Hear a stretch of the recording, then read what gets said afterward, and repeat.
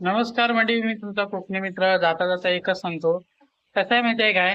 Business मध्ये किती अडथळे येऊन देत, पण आपल्याला खचून चालत नाही. आणि खचून तुम्ही सुद्धा जाऊ नका जर कुठला बिझनेस करत असाल तर. त्याचं सोपं साधं उदाहरण असं आहे की आपण जे आहे 3 वाजता पिल्लं बाहेर सोडली होती फिरायला, आणि तेवढ्यातच एक मंगूस आलं आणि ते पिल्लाला घेऊन गेलं. पण ते पिल्लू आपण वाचवलं, त्या मंगूच्या पाठी धावलं आणि ते वाचवलं पिल्लू. तर त्याचा पाय जो आहे तो क्रेक झालेला आहे. तर तो आता मी तुम्हाला ते पिल्लू दाखवतो. आणि कसं आहे माहितीये का, किती पण संकट येऊन दे, खचून बिलकुल जाऊ नका. खचला की विषय तुमचा संपला, मग तुम्ही कधीच त्याच्यामध्ये यशस्वी होऊ शकत नाही. तर चला तुम्हाला मी आता दाखवतो. तर म्हणजे हे बघा, हे ते पिल्लू आहे ते मंगूस आम्ही पकडून नेलं नव्हतं. आणि नाही म्हटलं तरी ह्या एका पिल्लाची किंमत आता हे 2-3 महिन्याचे पुढे आहेत पिल्लं. आणि एक एक महिन्याचं जे पिल्लू आहे फायटरचं, तर त्याची किंमत किमान किमान 200 रुपये तरी आहे.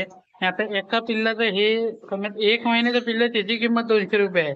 आणि हे बरेच महिन्याचं आहे, त्याच्यामुळे ह्याची किंमत जास्त आहे. ते एक आपलं नुकसान झालं असतं, पण ते नुकसान होण्यापासून आपण वाचवलेलं आहे. आणि त्याचा पाय जो आहे तो तुटलाय पूर्ण, त्याला आपण पट्टी वगैरे केलाय. जर तो जॉईंट जर असला ना, तर तो एकदम क्लिअर होऊ शकतो पाय. तर व्हिडिओ तुम्हाला ह्याच्यासाठीच बनवला होता, किती पण संकट येऊन दे, खचायचं नाही. तसं कोकणी मित्र ओंकार पाटील म्हणत आहे, 1000 पाचशे.